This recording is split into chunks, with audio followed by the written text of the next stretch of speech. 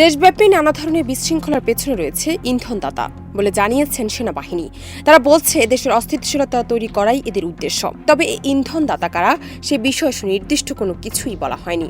২৮ November Dhaka সেনানিবাসের officers message সেনা সদর আয়োজিত এক সংবাদ সম্মেলনে এসব কথা বলা হয়। ইন্ধনদাতারা যুগে যুগে ছিল, থাকবে, কিন্তু আমাদের যারা আমরা সাধারণ জনতা তাদের দায়িত্ব হচ্ছে ইন্ধনে প্রভাবিত না হওয়া।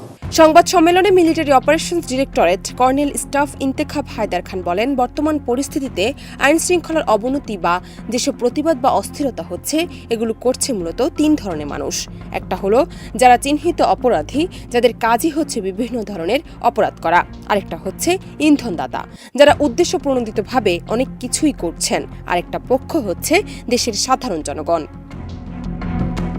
তবে ছাত্র শ্রমিকদের মতো সাধারণ জনগণের বিরুদ্ধে যখন সেনাবাহিনীর শক্তি প্রয়োগের বিষয় আসে তখন অনেক চিন্তা করে এগোয় সেনাবাহিনী। সেজন্য হয়তো অনেকে মনে করতে পারেন যে আইন শৃঙ্খলা রক্ষাকারী বাহিনী যথাযথ পদক্ষেপ নেয়নি। সনাতনী জাগরণ মঞ্চের নেতা চিন্ময় দাস ব্রহ্মচারীকে গ্রেপ্তারের পর উদ্ভূত পরিস্থিতিতে চট্টগ্রামে এক আইনজীবীকে হত্যার ঘটনাটি নিয়েও প্রশ্ন রাখা হয় সেনা কর্মকর্তা ইন্তেখাবের কাছে। সহিংসতা হতে পারে ধারণা থাকার পরও কেন ব্যবস্থা নেওয়া হয়নি এমন প্রশ্নে তিনি বলেন, মৃত্যুর ঘটনাটি অবশ্যই অনেক বেদনাদায়ক। আমাদের সার্বিক চেষ্টা থাকে যে কোনো ধরনের মৃত্যু প্রতিরোধ করা।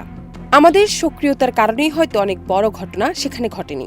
আপনারা জানেন সেখানে বিক্ষোভকারীরা সংখ্যায় অনেক ছিল। সেই পরিস্থিতিতে কিন্তু সেখানে আরও খারাপ ঘটনা ঘটতে পারত। আইন শৃঙ্খলা রক্ষাকারী বাহিনী সময় মতো পদক্ষেপ নেওয়ার কারণে সেরকম কিছুই হয়নি। জান্নাত নিপু, দেশ রূপান্তর।